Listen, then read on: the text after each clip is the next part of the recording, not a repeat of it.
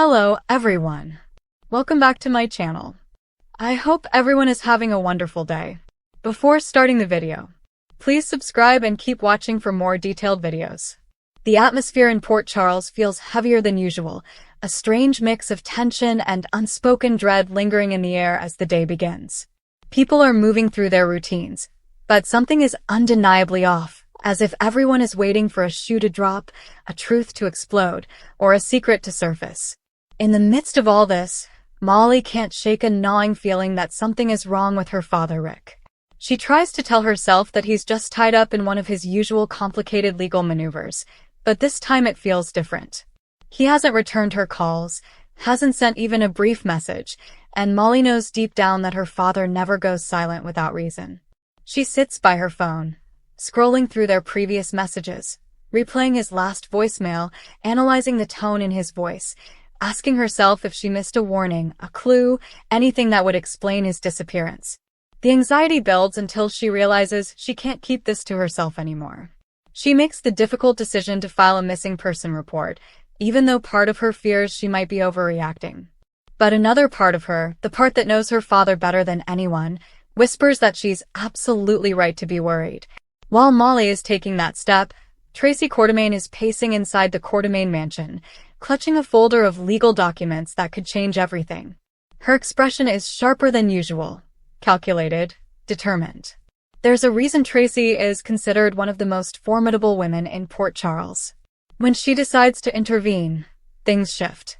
And today, she's preparing to get involved in a legal mess that no one saw coming. Someone is in deep trouble, and Tracy has made the choice to offer her legal backing, but she doesn't do anything without a personal agenda.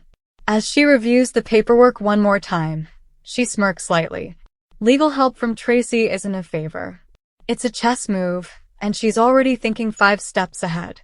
Whatever she's planning, it's about to send ripples through the entire Quartermaine circle and beyond. At the same time, Rick is somewhere no one expected him to be.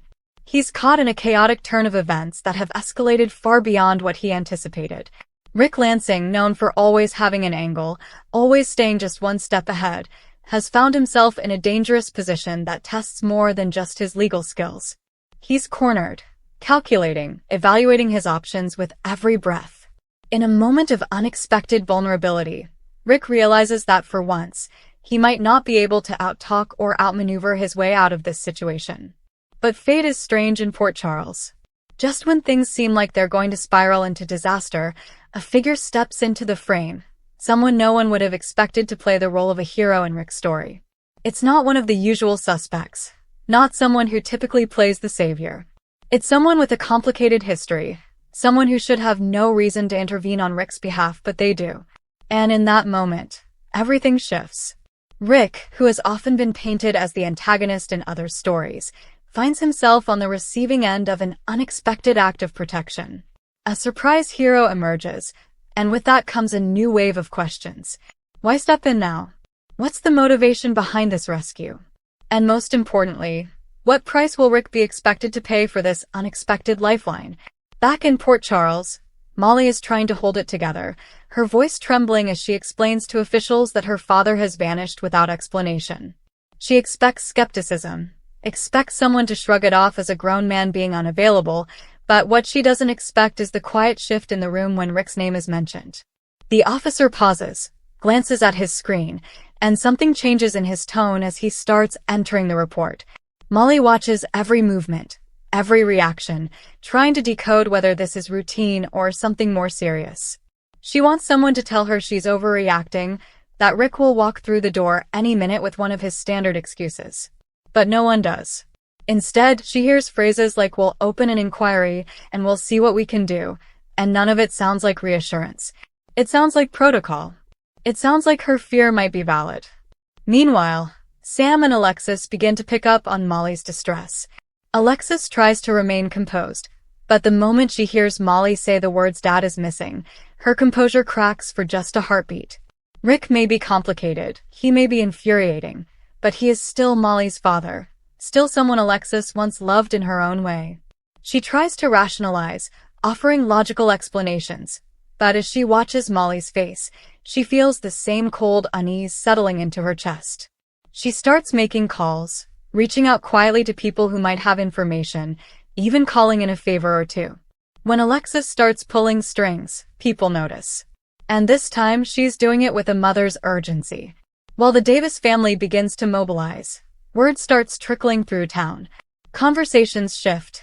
Glances linger a little longer. People who claim not to care about Rick suddenly find themselves asking questions. Sonny Corinthos, despite his long and complicated history with Rick, takes a moment to process the news. He doesn't react outwardly, but something flickers behind his eyes. Rick may have been a rival, a thorn in his side, someone he could never fully trust, but he was also blood. And blood in Port Charles has a way of tying people together in ways they don't always understand or admit. Sonny makes a discreet call, not offering concern out loud, but setting wheels in motion behind the scenes. Whatever else Rick may be, Sonny doesn't like loose ends. And this feels like a loose end with teeth. Tracy finally makes her move. She arrives with her legal documents, stepping into a situation that has people uneasy.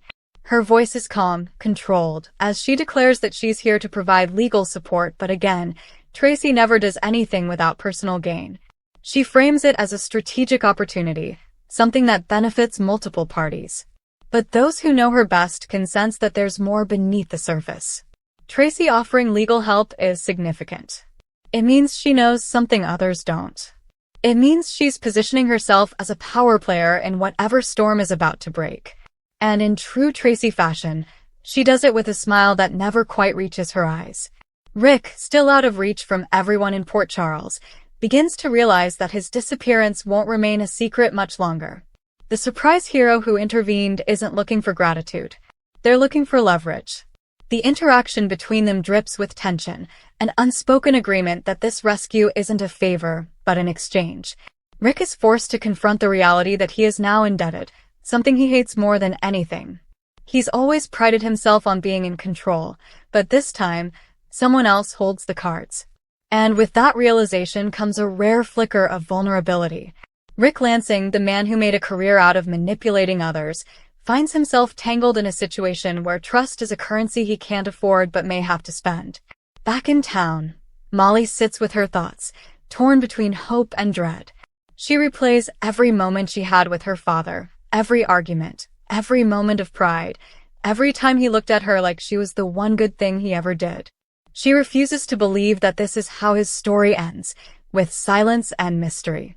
She speaks out loud, almost as if he could hear her, promising that she won't stop until she finds out the truth. Her determination turns into something fierce, a fire in her chest that pushes her past fear and into action. As evening comes, different households in Port Charles begin to shift into their nighttime rhythms, but tonight nothing feels routine. Conversations are interrupted by phone calls. Eyes drift to doors that stay closed. Hearts race at the sound of footsteps that don't belong to the person they're waiting for.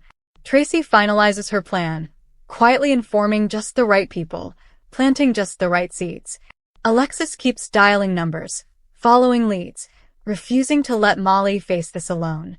Sonny waits for a callback from one of his connections, his jaw tight as he considers what might be happening outside his view. And somewhere unseen, Rick sits in the aftermath of his near disaster, watching the person who stepped in for him. The silence between them speaks volumes. This unexpected hero leans back, observing Rick with a look that's impossible to read. They saved him. Yes, but nothing in Port Charles is ever that simple. Rick knows that whatever happens next, this moment will change his path. It might redeem him. It might destroy him. It might force him to choose between survival and sacrifice in a way he never anticipated. As the night deepens, the tension only grows. Molly refuses to rest. Alexis refuses to back down. Tracy prepares to pull legal threads that could unravel more than just Rick's case. And Rick, caught between gratitude and suspicion, realizes that his life has just taken a turn no one could have predicted. In a town where everyone has secrets, tonight those secrets feel closer to the surface than ever before. People are moving, alliances are shifting, and before the sun rises, new truths will come to light. And in the heart of it all, a surprisingly heroic act from an unlikely source sets the tone for everything that's about to unfold. Come back to our channel for all your updates. Thank you for watching. Please subscribe to my channel.